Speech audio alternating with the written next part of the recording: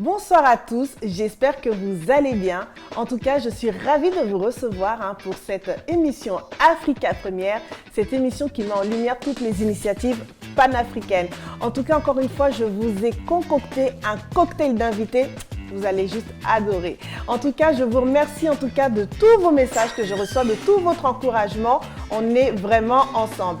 Et pour démarrer, en tout cas, ce vendredi soir, je reçois avec moi Nina Oumou, qui est ici présente, en tout cas une très charmante femme. Alors Nina Oumou, en quelques lignes, après je vais te laisser te présenter à nos fidèles téléspectateurs. Nina Oumou, tu es une autrice, compositrice, tu es chanteuse tout simplement, de mère algérienne et d'un père qui est malien-congolais. En tout cas, on peut voir, le mélange, il est juste magnifique. Merci beaucoup. Déjà, avant de commencer, comment tu vas? Je vais bien. Merci Gladys de m'avoir invitée. C'est très gentil à toi. Ravie de te revoir une nouvelle fois. C'est un plaisir en tout cas. Alors déjà, on va parler de toi, d'accord? Qui est Nina Oumou? J'ai présenté un petit peu au démarrage de l'émission, mais voilà, les gens qui sont là, ils aimeraient savoir mais qui elle est véritablement. Est-ce que tu peux nous parler un petit peu de toi? Tout à fait. Donc, je suis Nina Oumou. Ma maman est algérienne, mon papa est malien-congolais. D'accord. Donc, je suis auteure, compositrice, interprète et aussi productrice, puisque je m'autoproduis aujourd'hui dans le cadre de ma musique. D'accord. En parallèle de cela, j'exerce un métier qui est responsable des essais cliniques dans un laboratoire pharmaceutique.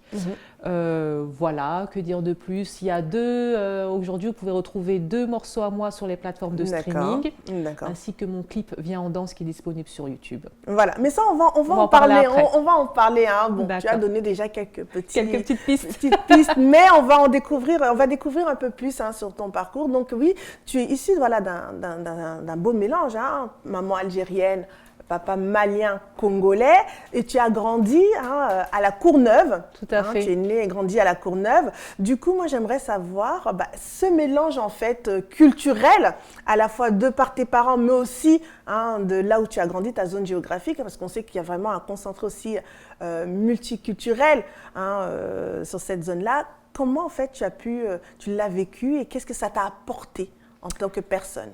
C'est vrai qu'aujourd'hui, je dirais que ça a un impact assez fort au niveau de ma musique, puisque effectivement, j'ai grandi dans un foyer multiculturel où on écoutait toutes sortes de musiques, que ce soit du rail ou du dombolo ou de t'imagines, tu passes ou des griots, du rail et voilà, ou des griots, sans compter que mes parents ont grandi en France, donc ils ont aussi écouté de leur génération de la funk, etc.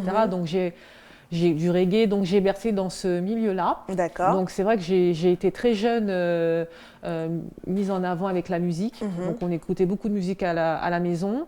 Et moi j'ai grandi aussi dans une génération, on écoutait beaucoup de R&B. Donc effectivement aujourd'hui dans ce que j'écris, dans ce que je compose, c'est un mélange à peu près de tout ça. Donc effectivement je suis beaucoup dans le R&B avec une tendance afrobeat. Et j'ai souvent tendance aussi à mélanger un peu de vibe orientale. D'accord. Donc du coup, en fait, dans tout ce mélange-là, tu grandis. Enfin, si tu dois parler de ton enfance, comment Nina a-t-elle grandi? Quelle était la Nina jeune? Alors Nina jeune, j'ai grandi à la Courneuve. Voilà, j'ai grandi en cité.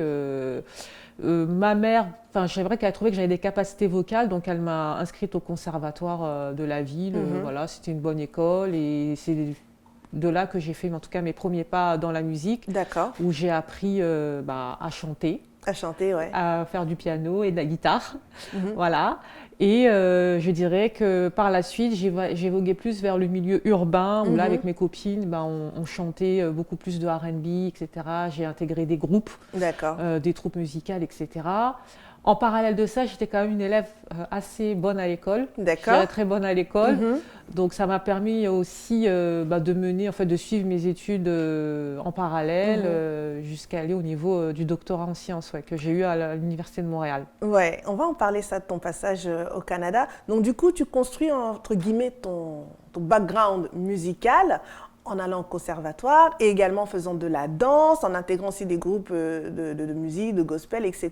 Tout à fait. Si tu dois regarder un petit peu en arrière, qu'est-ce que ça t'a apporté aussi? Est-ce que ça t'a apporté, je ne sais pas, par exemple, de la discipline, la rigueur, une aisance vocale? Qu'est-ce que ces expériences t'ont apporté, notamment dans ta musique? Alors, je dirais que le conservatoire, ça apporte la rigueur parce finalement, on travaille notre oreille musicale pour avoir la justesse, pour trouver les accords, les notes, etc. Et je dirais que le fait d'avoir appris aussi quelque part un peu dans la rue avec mes amis, dans les maisons des jeunes, ça apprend aussi la spontanéité, à chanter avec le cœur, à prendre du plaisir et s'amuser. Et s'amuser. Voilà. Donc c'est un bon combo, je trouve, ces deux formations-là. Et aujourd'hui, je pense qu'aussi ça représente ce que je suis. D'accord. Et puis après, en parallèle, tu décides de voyager, de quitter la France. Oui. Pour aller faire tes études à Montréal, au Canada. Oui. Du coup, cette transition, est-ce que du coup, à ce moment-là, tu avais laissé la musique ou tu as continué là-bas dans un autre pays? Alors, que tu ne connaissais pas? J'ai continué dans un autre pays, le temps d'arriver, de mettre un peu ses repères, etc. Effectivement, j'ai continué là-bas. En fait, dès la première année, j'ai intégré une troupe musicale au sein de l'Université de Montréal, parce que j'étais là-bas. Et donc, j'ai appris à chanter à l'américaine, à faire des shows, à travailler l'expression scénique. C'était vraiment une très bonne école. J'ai aussi tourné dans plusieurs bars au niveau de Montréal. J'ai chanté. J'ai fait ma petite expérience aussi à Montréal, l'expérience américaine. D'accord. Et du coup, alors, tu as le côté multiculturel, tu as aussi le côté américain, oui. Du coup, que tu as intégré dans ta musique, puisque tu disais que voilà, toi, tu t'inspires beaucoup de rythmes R&B, mais aujourd'hui aussi de l'afrobeat, etc. Quel a été le retour aussi de ce public totalement étranger pour toi? Et aussi, toi aussi, tu étais étranger pour eux. Oui. Quel a été leur retour à ce moment-là quand ils ont découvert une Nina Oumou qui vient de la France et qui vient aussi performer aussi aux États-Unis en parallèle, je rappelle, de tes études?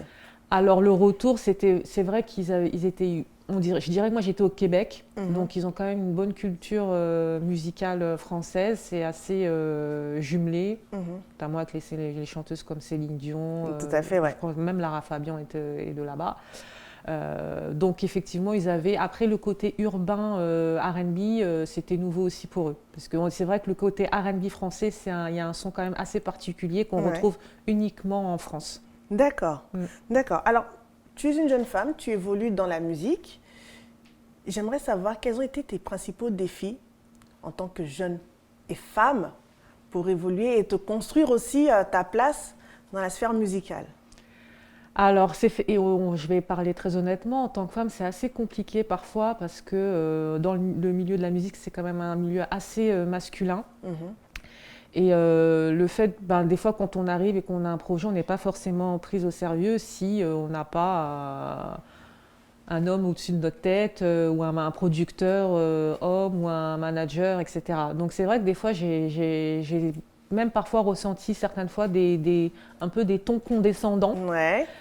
Donc voilà, donc ça a été un peu le défi aujourd'hui, je dirais même que ça arrive encore aujourd'hui, d'avoir un ton condescendant, ne serait-ce que même pour réserver une salle de spectacle, voilà. On sent tout de suite, tout de suite quand on est une femme et qu'on n'a pas de manager. Après, effectivement, aujourd'hui, beaucoup de chanteuses ont des managers hommes, oui. D'accord. Alors, avant qu'on commence à parler vraiment et qu'on découvre aussi ta musique, alors ce qui est étonnant sur ton parcours et sur ta personnalité, c'est que tu es artiste, tu t'autoproduis, mais en parallèle aussi, tu as un métier bien particulier. Tu travailles dans un laboratoire pharmaceutique. Oui. Comment en fait tu arrives dans ce métier-là, qui n'a rien à voir avec l'univers musical, et comment tu arrives à jongler avec ces deux univers?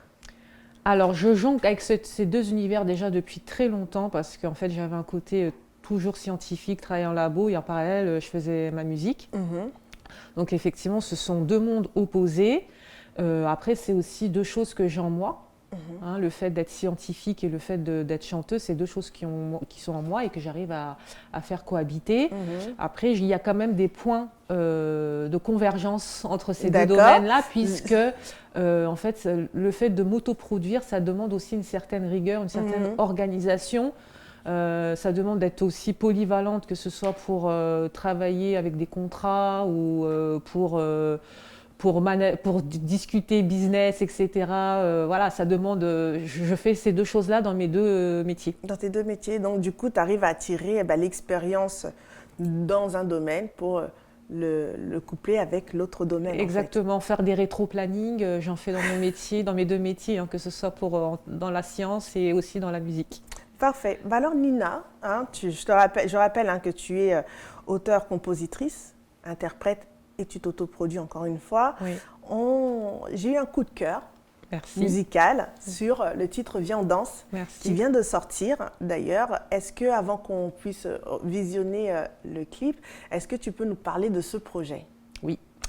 Alors ce projet-là, c'est un projet que j'ai écrit, je pense en 30 minutes, parce que je trouvais vraiment le beat très léger, très entraînant, très solaire. Et donc, ça inspire, pour moi, c'était tout de suite la danse. Un truc hyper léger, etc. Donc, j'ai commencé comme ça. Et puis, en plus, il y avait Kulosa en nigérien, ça veut dire rapprocher. D'accord. Et donc, j'ai dit, bon, écoute, là, c'est bon, j'ai déjà la chanson en tête. On va s'enjailler, on va danser, ça va être léger et solaire. C'est vrai que quand on écoute le titre, c'est vrai que c'est un côté très solaire. Très vacances même, je dirais. C'est le son qu'on a envie d'écouter quand on est en vacances. Donc, tu l'as construit en 30 minutes. Et du coup, les premiers retours que tu as eus sur ce titre, quels ont été les retours ce qu'on t'a dit sur cette Alors, chanson? quand j'ai commencé juste à poster des snaps ou des stories sur Insta, j'ai vu plein de flammes. Que des flammes, oh là là, c'est trop bien et tout. Et puis après, du coup, j'ai été tout de suite le poser en studio. Et voilà. Il y a des morceaux comme ça qui nous viennent et qui sont tout de suite des bons morceaux. D'accord. Bon, on va visionner le clip et on se retrouve tout de suite après.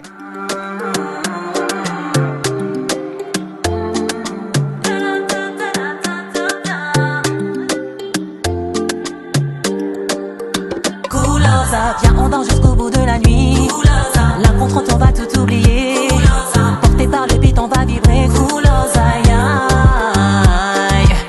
on danse jusqu'au bout de la nuit. L'un contre l'autre on va tout oublier. Porté par le beat on va vibrer. Kulosa, la nuit est belle éternelle. Nos regards se sont croisés. Je sens ton envie de bouger. Lève-toi et fais-moi danser. Je suis prête, recouvre-moi ta chaleur. Là dans la main du bonheur. Kulosa, viens on danse jusqu'au bout de la nuit. L'un contre l'autre on va tout oublier. Porté par le beat on va vibrer. Kulosa, viens on danse jusqu'au bout de la nuit. L'un contre l'autre on va tout oublier. Porté par le beat on va vibrer. Kulosa, viens on danse, on va s'enjailler sur la piste de danse collée serrée. Tu peux pas tester mon déhanché en tête à tête illimité. Viens on danse, on va s'enjailler sur la piste de danse collée serrée. Tu peux pas tester mon déhanché en tête à tête illimité. On est là pour faire le beat. Doucement, rapide, c'est quoi qui décide? Je sais d'avance comme une évidence. Toi et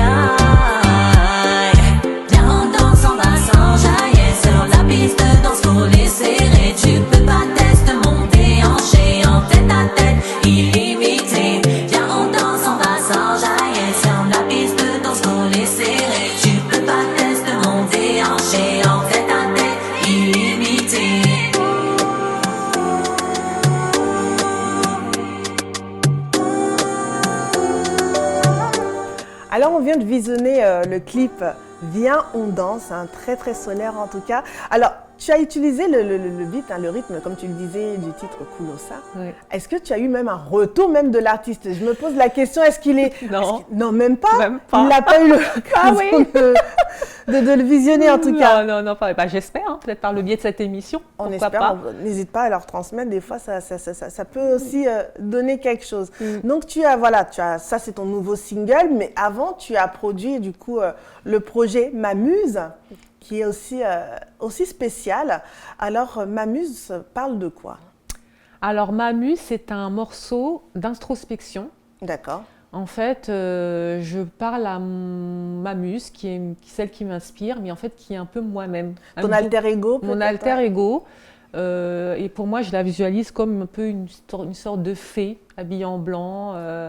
Et donc, en gros, je lui ai dit merci d'être là. C'est vrai qu'il y a quelques années, je n'étais pas très présente parce que j'étais concentrée dans mes études. Ça m'a demandé beaucoup d'efforts. Mais aujourd'hui, c'est bon, je suis prête, je suis là. Ouais. Et voilà. Et donc, je lui dis merci de m'inspirer chaque jour pour mes paroles, pour m'inspirer des top lines. Donc, merci. D'accord. Voilà. Et est-ce que aussi la muse, au-delà du fait d'être aussi ton alter ego, s'inspire aussi peut-être d'une personne que tu affectionnes ou bien d'une personne qui pour toi est inspirante? Est-ce qu'il y a aussi ce côté-là qu'on va retrouver aussi dans M'amuse? Aussi, j'ai pas été jusque-là, mais je pense que oui. Et qui est cette personne?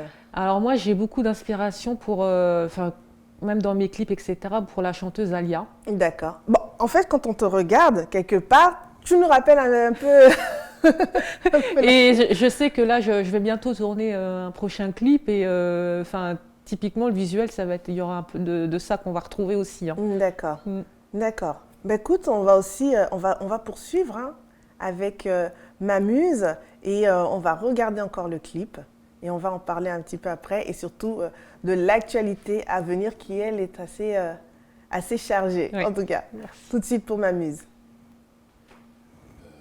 Ok, quand tu lances, regarde bien la caméra. J'ai pas bien regardé. C'est pas encore bien, ouais, de mon point de vue, le regard n'est pas encore bien orienté. Mais essaie Pour de le bien- deuxième là ou pour quand les tu deux? lances le clip. Tu sais que D'accord. M'amuse, il n'y a pas de clip. Hein. Ah, Le Y a pas de clip, clip. non, le clip, il sort le 8 mars. Hein. Ah ouais, Ouais. Je pensais que le clip il y Non, était, non, moi. non, non, non. Bon, Comment on fait? mais il y a l'audio. Ouais, il y a l'audio. On mettra l'audio à ce moment-là. quelque chose sur le. Oui, on Ouais, mettra voilà. des choses sur Ouais, l'audio. vraiment, n'hésite pas à bien. À bien regarder. Ouais. Vas-y, regarde un peu la caméra. Ah, c'est bizarre, on n'a pas l'impression que c'est en face. Ok. Donc, en tout cas, c'est bien un changement. Ok, D'accord. quand tu veux. Alors, on vient d'écouter hein, le titre M'amuse. Tu as aussi eu l'occasion de prester, hein, si je ne me trompe pas, à Montaterre. Oui. Hein, pour la première fois. Raconte-nous un petit peu cette expérience scénique sur la scène, enfin en France en tout cas. Parle-nous un petit peu de cette expérience. Alors, c'est une expérience, je dirais, j'ai eu beaucoup de chance. C'est-à-dire Ouais. qu'en fait, j'ai décroché mon téléphone, j'ai appelé quelqu'un que j'ai trouvé sur Internet pour savoir comment ça se passe pour être booké et il m'a donné ma chance. D'accord. Et du coup, j'ai fait la première partie de la chanteuse Linda Sherazade le 5 juillet à Montaterre, Ouais. devant à peu près 1200, 1500 personnes, je ne me souviens plus exactement. T'as pas eu un petit peu le trac Oui, à ce c'était moment-là? c'était comme un saut dans le vide parce Ouais. que c'était l'occasion pour moi en fait de présenter mes morceaux, mes titres au grand public. Ouais. Donc c'était voilà, je faisais la première partie devant plusieurs personnes et la première fois en présentant mes titres et je suis hyper contente parce que j'ai eu beaucoup de retours positifs pardon. Ouais. Et on m'a dit on aime beaucoup ce que tu fais Nina, on aime ton univers et voilà, c'est vraiment, on sent qu'il y a un mélange entre le Maghreb, l'Afrique. On retrouve un peu de Voilà, tout. l'Afrique noire, on retrouve un peu, voilà, c'est vraiment, en fait je pense que ma musique, elle me représente vraiment moi qui je suis.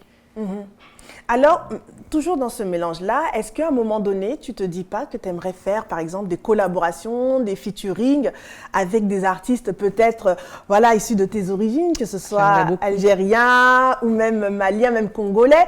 Est-ce que voilà, tu as ces artistes qui, eux, voilà, te donnent envie ou avec qui tu aimerais bien justement collaborer? Ah oui, j'en ai plein. Alors, dis-nous quelques-uns déjà. Alors, bah, Nino, j'aime Ouais. beaucoup Nino. D'accord.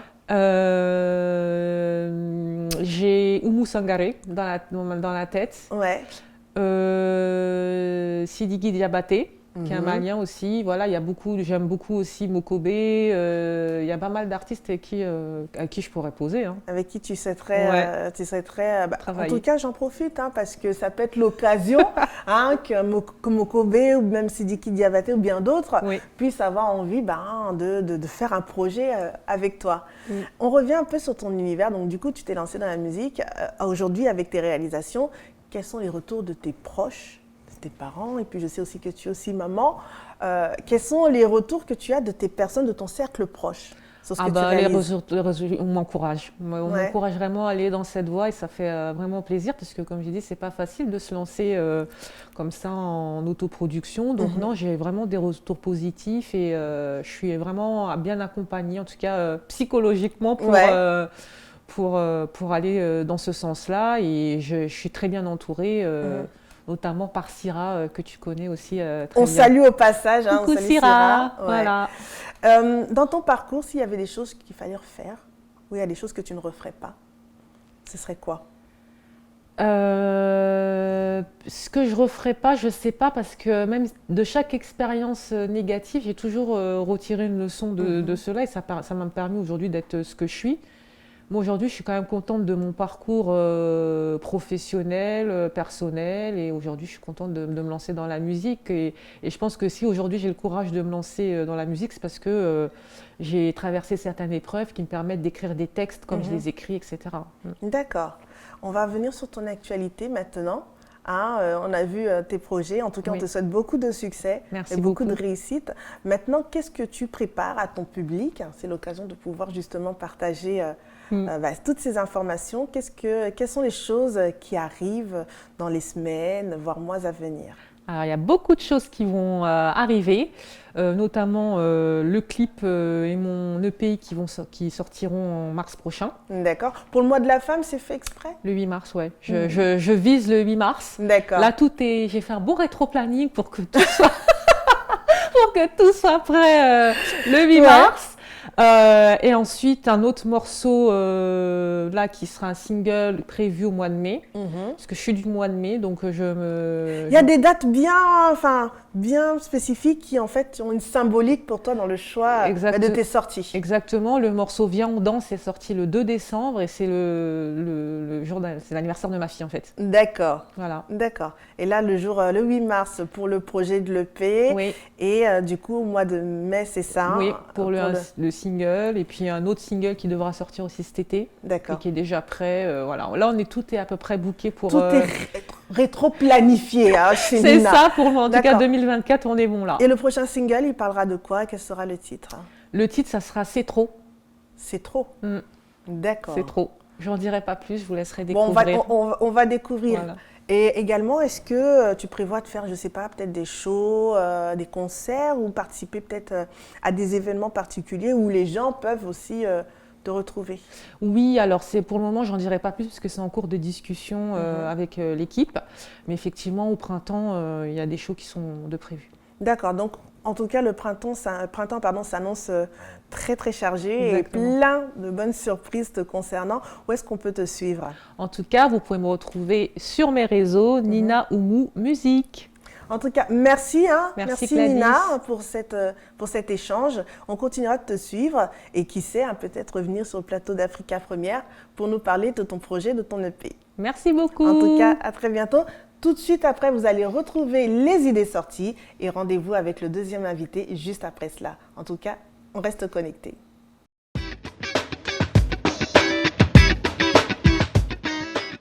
On commence les idées sorties d'Africa Première avec le concert de l'artiste Tiwoni qui aura lieu le vendredi 9 février prochain du côté de la salle Élysée-Montmartre. Une occasion qui vous est donnée de célébrer en tout cas ses 25 ans de carrière. On continue avec le concert de l'artiste Didi B qui également sera en concert en show du côté de l'Élysée-Montmartre toujours, mais cette fois-ci le 15 février. Artiste ivoirien connu pour avoir été membre du groupe Kif No Beat nous livrera un show aussi exceptionnel. Get in the Ring, une compétition mondiale de pitching battle, sera organisée le samedi 17 février, une occasion unique à Paris, riche en conférences, panels et masterclass. En tout cas, un événement à ne pas louper. Ce sera du côté de la Fondation Berman l'Apôtre à Paris 14e. On clôture les idées sorties avec le showcase de l'artiste Poison Mobutu qui livrera à l'occasion de la Saint-Valentin du côté de Bobigny à la salle The Place. N'hésitez pas à prendre vos billets en couple ou en tout cas en solo. C'est un moment pour célébrer l'amour. C'est tout pour les idées sorties d'Africa Première.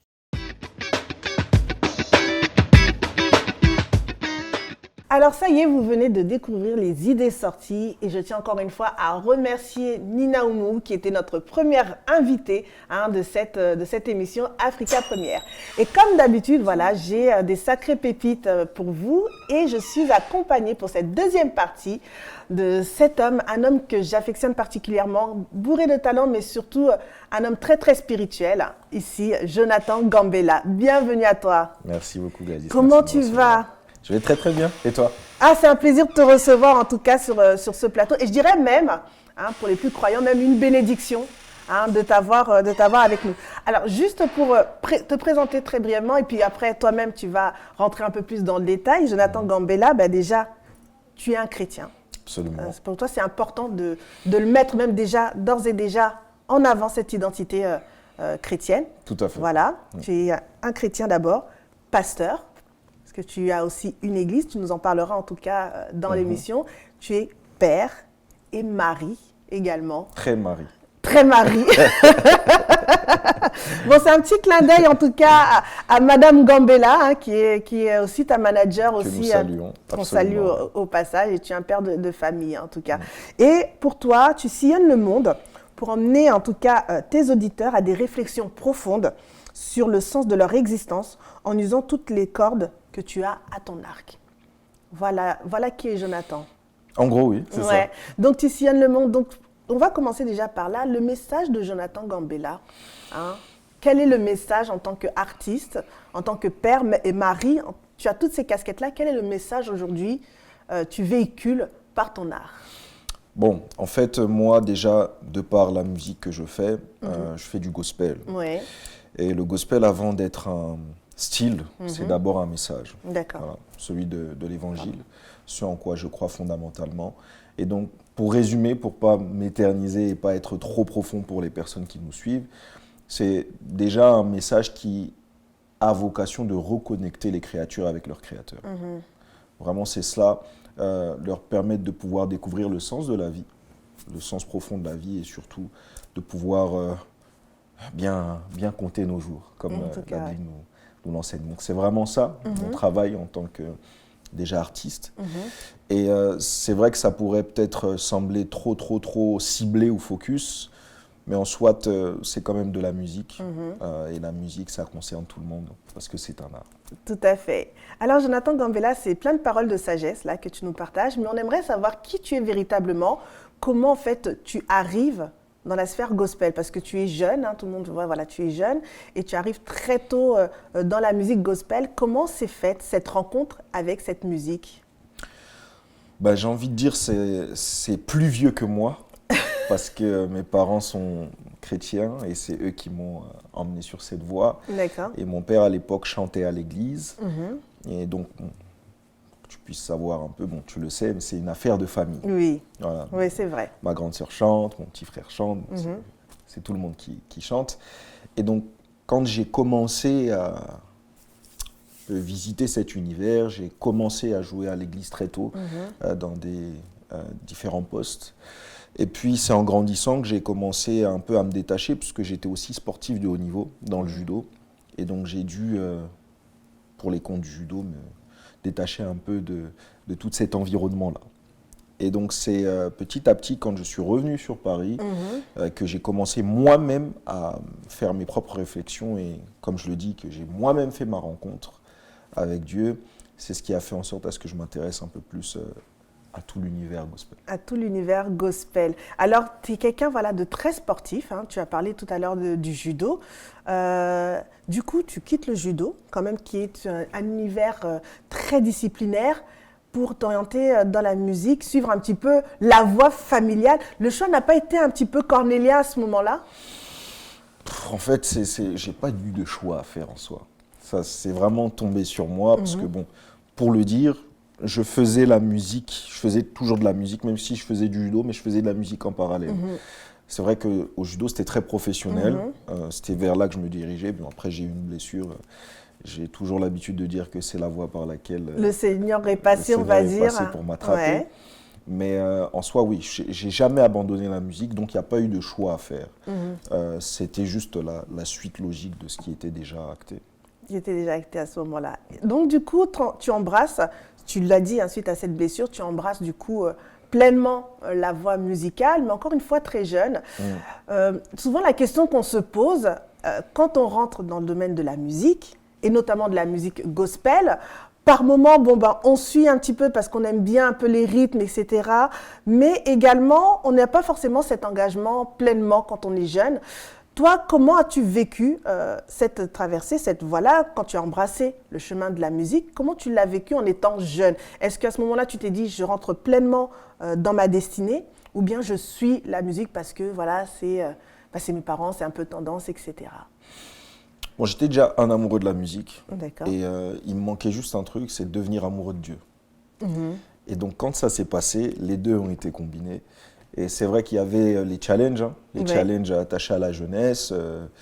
J'étais un jeune comme... D'ailleurs, je le suis toujours. J'étais un jeune. C'est toujours jeune, en effet. J'étais un jeune comme tous les autres, donc j'étais tenté par les mêmes choses. J'avais les mêmes challenges, les mêmes défis. À la différence, je voulais juste vivre pour Dieu, en fait. C'était vraiment ça. Et fort de mon amour pour Dieu, parce que comme j'ai l'habitude de dire, on peut servir Dieu sans l'aimer, mais on ne peut pas l'aimer sans le servir.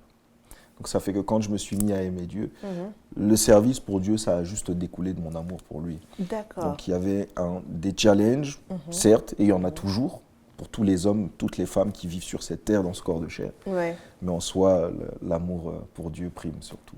Bravo, en tout cas, très très beau message pour même tous ceux qui te suivent. Donc du coup, dans ton parcours de musique, tu intègres aussi le groupe El Bethel, par lequel aussi, voilà, tu as commencé aussi ta véritable formation. Et puis, il y a eu cette formation aussi également Mekadishkem, avec le frère Esdras, qu'on salue aussi au passage. Parle-nous un petit peu de toute cette expérience-là que tu as eue dans les différents groupes avant toi-même d'embrasser ta carrière solo, on va dire. Alors, avant El Bethel, il y a eu les Archanges. Ah oui. J'ai été pianiste des Archanges. Ça, par contre, ça, c'est vraiment comment dire, un souvenir très très lointain. Les Archanges, ça remonte à très très longtemps. Ouais, c'est du 2008, ça. Ouais. 2008-2009. Ouais. Et oui, après ça, on est allé chez El Bethel. Là, on a vraiment appris beaucoup de choses, que ce soit dans les Archanges et même à El Bethel. C'était une bonne école.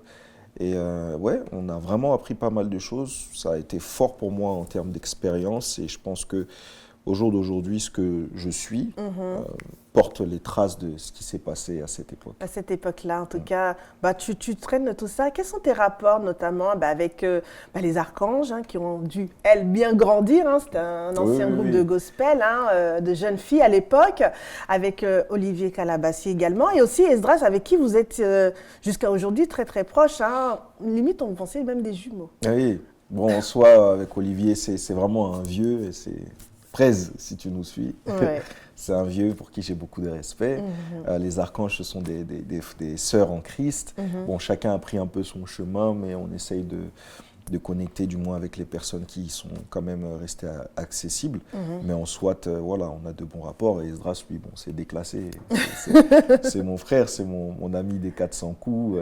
Avant Christ, on était ensemble, on est venus ensemble. Et puis, on est toujours ensemble. Vous évoluez en tout cas dans la même voie, avec des styles différents, mais dans la même voie, la voie chrétienne, la voie pour servir le Seigneur. Alors, tu commences, en tout cas, on te remarque plutôt en 2020, d'accord, avec tes premiers singles, Esprit de Dieu et Onction. Parle-nous en fait, en tout cas, de cette transition vers cette carrière solo et surtout de la manière dont tu composes aussi tes textes à ce moment-là. Alors, on est en 2019. Je reçois vraiment une instruction fallait que je me concentre, je me retire de tout ce qui est réseau, un peu lumière publique. Parce que c'est vrai qu'à un moment donné, parce que je te suis également, c'est qu'à un moment donné, tu as totalement disparu. C'est ça. Silence radio. Pendant 1 an. Et c'est pendant cette année où je me suis vraiment focus sur moi-même et aussi sur mon rapport avec Dieu. Il y avait pas mal de choses qu'il fallait quand même peut-être replacer, parce que la vérité c'est que quand on est sur le feu de l'action, on a la lumière sur nous, il y a des choses qui commencent à être faites mécaniquement, alors que bon, nous, notre voie est quand même assez particulière et très spirituelle, il faut que les choses soient faites dans l'ordre de Dieu. Et donc je me suis vraiment recentré et c'est vrai que dans cette phase-là, il y avait pas mal de choses, pas mal de prières que je faisais et toutes ces prières, Dieu les a transformées en chants. D'accord. Et c'est ce qui a fait en sorte à ce qu'on ait Esprit de Dieu et onction en 2020. En 2020. En tout cas, là, on va faire une petite pause et on va continuer à parler de ton parcours en tant que chanteur, mais aussi pasteur et le beau projet qui est sorti depuis peu. On va écouter mon coup de cœur. Je ne sais pas si tu devines un petit peu. C'est peut-être onction. Il y a onction. On va écouter onction et aussi on aura aussi l'occasion de regarder aussi le choix de Dieu parce que ça a beaucoup tourné en tout cas ce titre-là, mais on va commencer par onction. On va regarder onction tout de suite et on se retrouve après avec l'invité. Que ton onction descende sur moi. Conscient que mon destin est dans le creux de ta main. Que ton onction descende sur moi et je suis disposé, assoiffé. Que ton onction descende sur moi et je suis disposé, assoiffé. Que ton onction descende sur moi. Sur moi et Je suis disposé, assoiffé. Que ton onction descende sur moi. sur moi Je suis disposé, assoiffé. assoiffé. Que ton onction descende sur moi. Moi Je je suis disposé, assoiffé. assoiffé. Que ton onction descende sur moi. Aujourd'hui pas demain, Je suis disposé, assoiffé. On vient de suivre tout de suite le clip Onction. En tout cas, c'est une magnifique chanson qui te prend comme ça au niveau des tripes. Et en fait, c'est ta particularité, c'est que on sent tout de suite comme une forme de plénitude. En tout cas, tu es vraiment rempli et quand on voit les différents clips que tu as pu faire, même aussi le live worship qui nous a aussi, pour tous ceux qui aiment la musique gospel, aussi emporté. C'est cette attitude en fait qui fait toute la différence, tu dirais? En soi, pour être convaincant, il faut soi-même être convaincu. Ouais. Et donc c'est fort de ce que je suis pour Dieu que je sais en fait transmettre cette chose-là. Et en soi, oui, je suis très authentique dans ce que je fais, je ne triche pas, je n'emprunte pas quelque chose. À quelqu'un, ouais. Voilà, c'est vraiment ce que je suis, que je déverse. Je pense que c'est cette authenticité-là qui parle aux gens. Tu parles d'authenticité. Alors, on sait que souvent, en tant qu'artiste, on a quand même ces personnes-là qui nous inspirent, d'accord, dans l'art ou dans le choix musical qu'on peut avoir. Toi, quels sont les artistes, alors je dirais peut-être gospel à ce moment-là, te concernant, qui t'inspirent aujourd'hui dans ce que tu fais? Alors, je parlerai de William McDowell, qui est déjà une figure emblématique du worship, du gospel. Ouais. Si je peux utiliser des termes un peu plus génériques. Il y a également Todd Dulaney que j'affectionne pas mal. Et un qui est un peu moins connu, lui c'est plus pour l'aspect technique, c'est Lawrence Flowers, que j'écoute beaucoup et qui est aussi une inspiration pour moi dans le sens technique. Alors, tu es d'origine congolaise, tu as parlé des artistes américains. Est-ce que aussi tes origines influencent aussi ton style musical? Absolument. Parce que ça, ce sont des choses qui sont dans le sang. Donc, Qui sont dans le sang. donc forcément, dans ma musique, il y aura Ouais. aussi des influences. Il y a aussi des influences. des influences africaines, bien évidemment. On va parler aussi d'influence aussi. C'est un gros sujet. On en a parlé aussi avec un artiste qui était venu aussi sur le plateau, pardon, merci Selonga, qu'on a reçu récemment.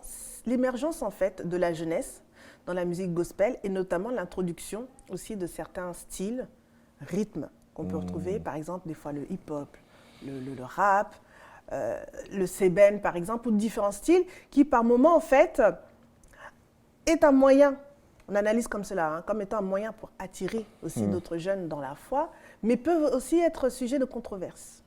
Quel est aussi ton regard par rapport à cela? Mon regard est simple. Le gospel, de base, c'est un message. Ok. Un message reste un message, peu importe comment tu l'emmènes. La musique est un art. Le même piano qu'on utilise à l'église, c'est le même piano qu'on utilise dehors. Les mêmes notes, ce sont les mêmes. Ouais. Et donc, lorsqu'on vient à Christ en étant congolais, on ne se met pas à parler hébreu, on parle notre langue. Tout à fait. Alors, pourquoi est-ce qu'au niveau de l'art, ça devrait changer? Un Congolais sait adorer Dieu dans son langage musical. Donc, ça ne devrait pas être un frein ou quoi. Il y a des styles musicaux comme la rumba, comme le sébène qui sont propres au Congo. Et donc, si c'est utilisé de l'autre côté, il n'y a aucun frein à ce que ce soit utilisé également pour le gospel en soi, pour faire véhiculer ce message du gospel. D'accord. Donc, Bon, avant même ouais. d'être une stratégie, c'est d'abord une essence, c'est l'essence de ce que je suis en tant que personne. Et donc, en tant que Congolais, je sais faire du sébène, de la rumba. Ouais. Donc, je ne vais pas emprunter un autre style qui, soit dit en passant, n'a pas été divinisé officiellement. C'est un gros sujet en tout cas aujourd'hui, surtout l'utilisation, je parle de sébène parce que souvent on va faire l'association avec d'autres artistes séculiers, mais par exemple il y a aussi l'introduction de la drill, un rythme hip-hop très très médiatisé au niveau des États-Unis qui est souvent utilisé dans des cas un petit peu plus extrêmes, mais qui rentre dans le gospel. C'est vrai que c'est un Le vrai gospel, retenez que c'est un message. Et peu importe comment on l'emmène, il n'y a aucun problème. Je suis le choix de Dieu, mon coup de cœur de ce soir. En tout cas, je pense que tu es aussi, et je confirme, hein, le choix de Dieu. En fait, vous êtes Tout le aussi monde. le choix de Dieu. En tout cas, on va se faire plaisir avec ce titre et on se retrouve tout de suite après pour parler de ton actualité. Yes. Moi je n'étais pas qualifié, n'avais pas les chances de mon côté. Personne n'aurait osé miser sur moi. Ou encore, Imaginez dans les exploits, et un beau jour. tu as envoyé Samuel chez moi. Alléluia. Que la couronne localise son roi. Je manquais à l'appel des prétendants. Et pourtant, C'est sur ma tête que l'huile se répand. je suis le choix de Dieu. Je suis le choix de Dieu. Je vis des jours heureux. Ma vie entre les mains du Dieu glorieux. Je suis le choix de Dieu. Je suis le choix de Dieu. Je vis des jours heureux. Ma vie entre les mains du Dieu glorieux. Oh yeah. Tout cela ressemblait à un rêve. My God. Lorsque j'y pense, Seigneur, je t'élève. Merci Jésus. Tes yeux m'ont cherché, se sont posés sur moi. Ta faveur a rencontré mes voies. Je suis conscient que tout ce que je suis, Tout ce que je suis aujourd'hui. tout ce qu'avec toi j'ai accompli, Ce qu'avec toi j'ai accompli. My God. C'est le fruit de ta grâce et de ton amour. alors ma plus grande prière. Demeure avec moi pour toujours. Je suis le choix de Dieu. Je suis le choix de Dieu. Je vis des jours heureux. Ma vie entre les mains du Dieu glorieux. On vient d'écouter le choix de Dieu. Maintenant, on va parler d'un autre projet qui vient de sortir. Un jour nouveau. Parle-nous de ce projet. Comment en fait il s'est construit? C'est mon dernier bébé, Ouais. mon dernier album qui est sorti le 12 janvier 2024. La grosse anecdote, c'est qu'il ne devait pas du tout sortir, Ah du moins oui? pas maintenant. Parce qu'en fait, comme on l'a dit, je suis pasteur d'église. Et donc, quand j'ai commencé mon activité ecclésiastique en février 2023, il n'était pas question pour moi d'aller en studio. Je devais normalement me concentrer Et à l'église. sur mes activités ecclésiastiques et j'ai été pris un peu en... Dieu m'a hold-upé et il m'a dit Retourne au va studio. Et c'est de cette manière-là que j'ai préparé Un jour nouveau. Et voilà, j'affectionne vraiment ce projet qui, pour moi, est mon meilleur projet musicalement parlant depuis que je fais de la musique. Et il y a certains qui partagent aussi mon avis, d'autres qui sont plus attachés à l'autre. Mais en tout cas, il a bénéficié d'un bel accueil et je suis content. 15 titres. 15 titres. Est-ce qu'il y a des collaborations? 3 collaborations. Parle-nous un petit peu de ces collaborations. Une collaboration avec celle que j'appelle la reine du gospel francophone. Il y a Dena Moana. En tout cas, que que je l'on salue aussi, oui. Voilà, on a fait le titre Kenos ensemble, que vous pouvez retrouver sur l'album. Une collaboration avec mon big bro Be Right, que je salue. Qu'on salue également, oui. Très profond, repos. Et une dernière collaboration avec mon frère Esdras sur Positionner. Ça ne change pas. Ça ne change pas. Et je sais, j'étais en train de lui dire, je crois qu'à chacun de mes albums, on va collaborer. Vous allez collaborer ensemble, ouais. Quel est le message derrière Un jour nouveau? Mais c'est un message d'espoir, déjà premièrement, pour ceux et celles qui sont dans le trou noir, qui ne savent pas où donner de la tête. Leur dire que si la nuit existe, c'est parce que le jour existe. Le jour existe, et que ce qui arrive après, c'est certainement un jour nouveau. Mais aussi, ça a pour vocation de ramener les chrétiens à ce qui s'est passé depuis, ce qui s'est passé pour nous en tout cas, à la croix. Et c'est ramener à toutes les réalités qui découlent en fait de ce qui a été rendu possible par le sacrifice de Jésus. Donc c'est pour ça que même dans le titre phare, je parle en fait de tout ce qui s'est passé, de tout ce de quoi nous avons droit aujourd'hui, tout ce à quoi nous avons droit aujourd'hui à cause de ce qui s'est passé il y a 2000 ans. D'accord. Alors on va clôturer sur ton actualité. Et avant de terminer cette partie-là, on visionnera aussi le clip d'Un jour nouveau qui est sorti. Ton actualité. Dis-nous tout en fait. Il y a le projet qui est sorti. Mais je sais que tu prépares certaines choses, et notamment outre-Atlantique, en dehors de l'Europe, en Afrique par exemple. Je ciblerai un petit peu la RDC. Je mets un petit peu quelques... Voilà, tu es bien informé. Ouais. Alors bon, grosse actualité, l'album est sorti. Ouais. L'album est sorti et donc on a plusieurs concerts. Un qui est prévu le 3 février en Suisse, et celui avec lequel on ouvre. Et puis par la suite, le 16 février, on a un concert à Londres. Ah oui. Et puis ensuite, le 3 mars, on a un concert en Belgique. Le 16 mars, on a un concert en Allemagne. Le 20 avril, on a un concert au Showbuzz au Congo. Ouais. Et pour le reste, secret pour le moment. En tout cas, très belle actualité. On va se quitter là. Est-ce que tu peux nous faire un petit truc à la Jonathan Gambella, et après on visionnera le clip. Ok. Piqué, je suis piqué par ton amour, mais c'est ce que tu sais faire tous les jours. Alors de toi je ne veux plus me décoller, parce que j'étais avec moi, j'ai tout gagné. Je suis piqué. Oh. Je parle bien évidemment de Dieu. En tout cas, bravo. En tout cas, nous, on suit ton actualité, les concerts à venir, et on va consommer, en tout cas, sans modération, Un jour nouveau. Je vous le conseille, en tout cas. Merci beaucoup de m'avoir reçu. C'est moi qui te remercie. On va clôturer cette émission avec une troisième invitée qui va nous parler d'un événement qui arrive très très bientôt. Et en tout cas, je te dis à toi plein de succès, à toi, dans tout ce que tu fais. Et toi de même d'ailleurs. Que Dieu te bénisse. Amen, pareillement. Merci. Ciao. Il a des intérêts. Désormais je suis affranchi. Jésus m'a délivré. Tout mon être, tout ce que je suis, signe de sa bonté. Yeah. Un jour nouveau s'est levé dans ma vie. Sa lumière a éclairé ma vie. Et il a également fait briller dans mon cœur pour faire resplendir la connaissance de la gloire de Dieu sur ma face. Alors j'insiste et je dis, les ténèbres qui couvraient ma vie. Les ténèbres qui couvraient ma vie, il a désintégré. Désormais, je suis affranchi, Jésus m'a délivré. tout mon être et tout ce que je suis. Tout ce que je suis, Voilà. Un jour nouveau s'est levé dans ma vie. Christ est la lumière de ma vie. De qui ou de quoi aurais-je crainte? Sa paix a pris mon cœur en otage. Et avec assurance je dis, la terreur qui prenait mon cœur. Comment?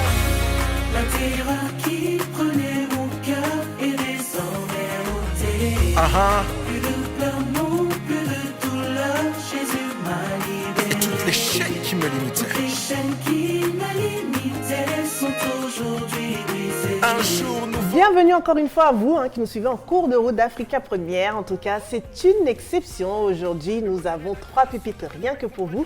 On remercie notamment Jonathan Gambella qui est venu nous parler de son projet Un jour nouveau, qui était avec nous. Et on va clôturer l'émission avec une très jolie dame avec nous, Carmen Févillier. Qui va nous parler d'un projet du Forum maritime euro-africain. Oui. Mais en attendant, on va découvrir qui est Carmen Févillier, qui est porte-parole et chargée des relations médias pour cet événement, mais qui a aussi un parcours atypique et qui, dans ses fonctions, valorise sur tous les aspects, notamment les pépites de l'Afrique. Oui. C'est ça. Exactement. Bienvenue à toi. Merci beaucoup, Gladys. Comment ça va? Je vais très bien. C'est vrai? Oui. D'accord. Parle-nous un petit peu de toi, que ceux qui nous regardent Ouais. puissent en fait découvrir qui est Carmen. Alors, qui est Carmen Févillier? Carmen Févillier, comme tu as su bien le dire, j'ai un parcours atypique Ouais. entre l'Europe et l'Afrique, notamment le Congo. Mhm. Et je suis d'abord juriste à la base, juriste d'affaires. J'ai évolué dans un cabinet d'affaires Ernst & Young International. D'accord. Et ensuite, je suis devenue journaliste. Ah oui, on passe tout de suite du monde des affaires au monde des médias. Voilà, je suis devenue journaliste et je ne me sentais pas complète en fait lorsque j'étais consultante D'accord. au cabinet Ernst & Young. Et quand je suis devenue journaliste, je me suis sentie entière. Et donc, c'était une opportunité pour moi de communiquer sur les affaires, l'investissement en Afrique. D'accord. C'est ce que j'ai commencé à faire, notamment dans une grande rédaction, un quotidien D'accord. du Congo-Brazzaville. Actuellement, je suis indépendant et j'ai un site d'actualité qui s'appelle AFC Actualité Afrique Centrale. D'accord. D'accord. On Qu'on est donc, invite aussi également oui. Les gens à aller Voilà. aussi s'informer. S'informer. Donc, en tapant AFC Actualité Afrique Centrale sur Google, on trouve facilement. J'ai une émission que j'anime dont le nom est 3 ans en Afrique. D'accord. J'invite les personnalités africaines, les pépites, au niveau culturel, politique et business surtout. Surtout business parce que c'est vraiment mon créneau. Donc, voilà à peu près ce que je fais. À peu près ce que tu fais. Oui. Alors, on est réunis ce soir parce qu'il y a un événement qui arrive le 30 janvier, Oui. Le Forum maritime euro-africain. Alors déjà, avant qu'on parle même de ce projet, comment en fait s'est faite le partenariat, la collaboration entre Carmen et cet événement?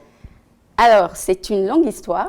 Dis-nous tout, on va t'écouter. C'est une longue histoire parce que, quand j'étais journaliste en rédaction, j'ai rencontré le directeur justement du Forum Euro-Maritime, parce que c'est le Forum Euro-Maritime, le salon Euro-Maritime qui va lancer le Forum Euro-Africain. Et donc, je l'ai rencontré lorsque j'étais journaliste. En ce temps-là, il se chargeait de la communication de la marine nationale française. Et voilà. Donc, c'était une ancienne, très longue connaissance. Et donc, quand il a eu l'idée de lancer ce forum maritime entre l'Europe et l'Afrique, on s'était rencontrés lors d'un événement. Il m'a posé la question. Je lui ai dit que c'était très, très, très important et que le secteur maritime était vraiment important pour l'Afrique. Et donc, voilà, il m'a relancé. Lorsqu'il a pensé mettre en place le projet, il m'a relancé. D'accord. Voilà. On va parler un peu de ce projet, donc le salon professionnel pour l'industrie maritime innovante, Oui. Euro-Maritime, qui lance en même temps le Forum maritime euro-africain, Oui. le 30 et le 31 janvier et également le 1er février 2024, Oui. du côté de Marseille. Oui. Parce que c'est vrai que Marseille, ça reste un endroit emblématique, notamment avec le port. pour ceux qui ont eu l'occasion de le visiter, un très très beau port. Et du coup, ce salon voilà, annonce la création de ce premier forum et qui est dédié à la promotion de l'économie bleue, voilà, la mer, et au développement maritime en Afrique. Est-ce qu'on peut avoir un peu plus d'informations sur cet événement? Alors d'abord, la personne qui l'a lancé, donc c'est la personne que j'ai rencontrée par rapport à l'histoire que je viens de raconter. Il s'appelle Hugues d'Argentré. D'accord. Actuellement, c'est lui qui dirige Sogena. D'accord. Sogena, c'est une entreprise qui organise les salons. D'accord. Les salons autour du secteur maritime, sur le naval, ici en France. Ça fait plusieurs années. Et c'est un pilote. D'accord. Il est pilote. Et donc, en fait, le salon Euro-Maritime qu'il dirige, en fait, qu'il organise avec Sogena, c'est un salon qui existe depuis plusieurs années. Et il a ressenti le besoin justement d'annexer l'Afrique à ça. Vous connaissez les enjeux au niveau politique. Du transport, politique et aussi voilà, au niveau du transport, maritime. Voilà, la sécurité maritime et tout. Donc c'est pour cela qu'il a pensé à le faire à Marseille. D'accord. Marseille, c'est beaucoup plus une connexion avec les pays du Sud. Voilà. Tout à fait. Dans les pays du Sud, donc on voit essentiellement, on voit l'Afrique et puis d'autres pays aux alentours et l'Afrique. Donc voilà, c'est le lancement qui va se faire, non pas du 30 au 1er février, mais le 1er février, parce que le forum euro-africain, j'ai bien prononcé, euro-africain, voilà. En fait, ça va être lancé le 1er février. Ce sera la première aussi. Dans le cadre du salon Euro-Maritime, une énième édition du salon Euro-Maritime. Il y aura donc ce lancement le 1er février. Alors, on va parler vraiment de ce lancement parce que c'est ce qui nous intéresse notamment. Quels sont en fait les éléments? Qu'est-ce qui va composer ce forum? Est-ce qu'il y aura des conférences, des stands, etc. Est-ce qu'on peut avoir un petit peu le squelette de cet événement? L'Ufomea, c'est un forum vraiment africain. Un forum africain qui va nouer des partenariats, qui va nouer, en fait, je dirais peut-être pas une collaboration, mais bon, je peux le dire comme ça, entre l'Europe et l'Afrique sur le secteur maritime et le secteur fluvial également. Et donc, évidemment, il y aura des tables rondes. Il y aura des tables rondes, il y aura des stands, et il y aura aussi des séances B2B, donc des rencontres, du réseautage qui vont avoir lieu. Ça, c'est très important parce que ça va permettre en fait de tisser des liens pour des partenariats futurs. Pour des partenariats futurs. Et ce que je tenais à dire également, c'est que le président d'Euro-Maritime, donc M. Hugues d'Argentré, souhaite, et cela va se faire, que le FOMEA soit institutionnalisé, que cela se fasse chaque année en Afrique. Ah bien, en Afrique c'est la question que j'avais et en demandé, Europe, voilà. D'accord. Voilà, ça c'est très très très important. Aujourd'hui, quel est le constat, parce que vous parlez un petit peu en son nom, quel est le constat qu'il fait notamment sur les conditions du transport maritime en Afrique? Alors, bon, ça c'est un secteur vraiment très professionnel, c'est un salon professionnel, un secteur professionnel. Moi, je ne vais pas parler à sa place, parce que personnellement, je ne vais pas dire des choses qui vont m'engager ou que je ne mesure pas vraiment. Et donc, je dirais, dans la globalité, on sait qu'au niveau de l'Afrique, la sécurité, tout ce qui est autour de l'industrie maritime, l'économie bleue, l'Afrique en a besoin pour son épanouissement économique. Donc voilà en fait l'enjeu du forum eurafricain. L'enjeu du forum. On attend combien d'exposants, combien de tables rondes et conférences? Alors pour le forum eurafricain, je peux citer à peu près 5 tables rondes. Avec en ouverture l'Union africaine. D'accord. Avec le directeur de l'économie bleue de l'Union africaine. Et en clôture, le ministre gabonais de la marine marchande. Ah, bien. Voilà. Et pourquoi le choix de ce ministre plus qu'un autre? Alors, le Gabon, on sait déjà que l'année dernière, il y a eu un gros événement au Gabon sur l'environnement. Et bien, le Gabon, c'est un pays qui s'est fait connaître par cet événement. C'est un pays qui travaille beaucoup.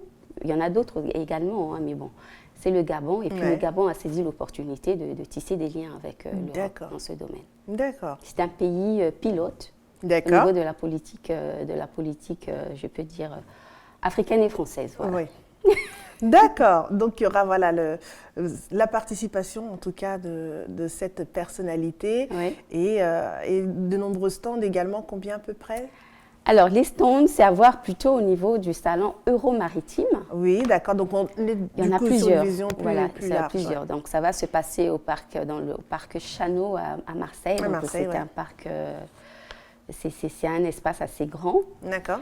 Et donc, il y aura plusieurs stands. Les téléspectateurs qui souhaitent, les personnes qui sont intéressées, il y a le site euromaritime.fr. Ceux qui souhaitent participer par des stands, possible d'exposer, possible d'exposer. Il est encore temps de le faire. Donc, en allant sur le site. C'est bientôt, hein, on est au niveau du... c'est le 30 janvier. Le 30 janvier, voilà. Et voilà. C'est ce que je voulais dire. En tout cas, c'est totalement possible. Donc, je tiens à rappeler que Euromaritime, qui est le salon des industries de la mer qui va se tenir du 30 janvier au 1er février à Marseille, annonce du coup la création de ce forum qui allie l'Europe et l'Afrique, notamment sur la problématique du transport aérien et la promotion de l'économie bleue et au développement maritime en Afrique. Oui. Quel est aussi un petit peu les retours des autorités aussi africaines sur ce forum? Est-ce qu'on a déjà un intérêt des pays africains sur cette problématique-là? L'intérêt y est déjà depuis très longtemps. C'est parce que l'actualité africaine n'est pas su au-delà des frontières africaines. Sinon, l'intérêt y est déjà. Et donc, on peut le voir aussi par la participation des pays. Nous avons déjà plusieurs pays, une vingtaine de pays qui ont confirmé leur présence. Les pays d'Afrique centrale, les pays de l'Afrique de l'Est, de l'Ouest, Nord-Sud, voilà. Tous les pays seront là. Et c'est très important, l'Union africaine sera représentée. L'Union africaine, en tout cas, sera présente à cet événement. Du coup, qu'est-ce qu'on peut souhaiter à cet événement, notamment à tous ceux qui nous suivent? Quel est le message, en fait, aujourd'hui, Carmen souhaite adresser à tous nos téléspectateurs? Alors, le message, c'est que le premier forum qu'on va lancer, que cela se perpétue, que cela soit un lieu de rencontre sur le secteur maritime entre l'Europe et l'Afrique, et un espace où l'Afrique pourrait bénéficier des innovations du salon Euro-Maritime. Ça, c'est très important, parce qu'actuellement, on parle de partenariat entre l'Europe et l'Afrique. Et donc, j'estime que ce salon... Moi, j'ai dit oui à M. d'Argentré parce que c'est une opportunité énorme. Ce n'est pas la France, ce n'est pas l'Europe qui tire l'Afrique, non. En fait, c'est un autre contexte. C'est deux partenaires en affaires qui vont faire des choses ensemble. Voilà, c'est comme ça qu'il faut voir les choses. Et c'est une opportunité énorme, non pas seulement pour l'Afrique, mais également pour l'Europe, parce que l'Europe a besoin de marché. Tout comme l'Afrique, c'est gagnant-gagnant. Voilà. Alors, on parle de l'économie bleue, et quand je pense à l'économie bleue, on a quand même ce regard un petit peu au niveau de l'environnement, qui est aujourd'hui un enjeu très, très, très, très fort, notamment en Afrique, et je pense déjà aux trois bassins. L'événement qui a eu lieu il y a quelques mois déjà du côté de Brazzaville, où la question de l'environnement s'est posée. Est-ce que ce sujet de l'environnement sera aussi traité et pris en compte dans ce forum, et sous quelle forme? Bien évidemment, sous forme de table ronde, sous forme de solutions innovantes, sous forme d'investissement, de réseautage. Voilà, essentiellement, et puis il y en aura d'autres. Donc ça sera à découvrir au salon, je n'ai pas tout dit. On a eu quand même quelques petits amuse-gueules, en tout cas, pour justement susciter l'appétit. Donc on se donne rendez-vous pour le forum, en tout cas, Euro-Africa. Le FOMEA. Le FOMEA, du coup, le 1er février du côté de Marseille.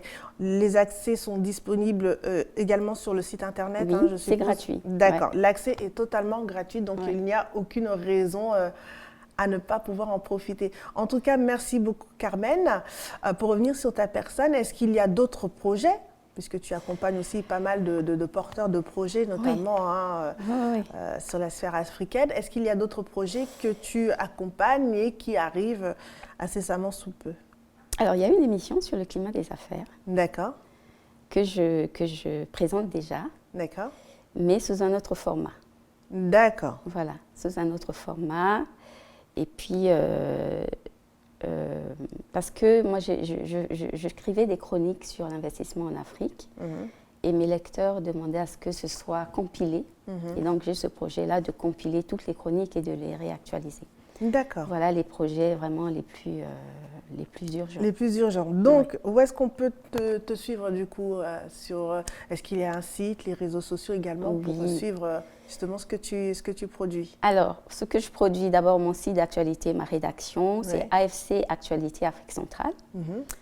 En tapant AFC sur Google, on peut trouver.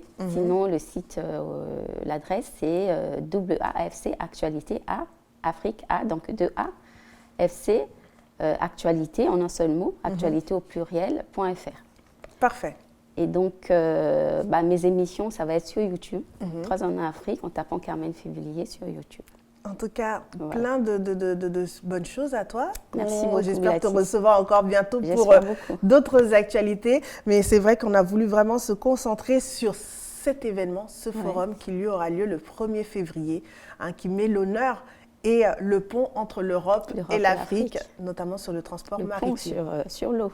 Voilà, tout à fait. En tout cas, c'est la fin d'Africa Première. C'était un plaisir pour moi de vous avoir reçu et reçu aussi de nombreux invités de qualité pour parler de leurs projets qui font aujourd'hui l'honneur de l'Afrique.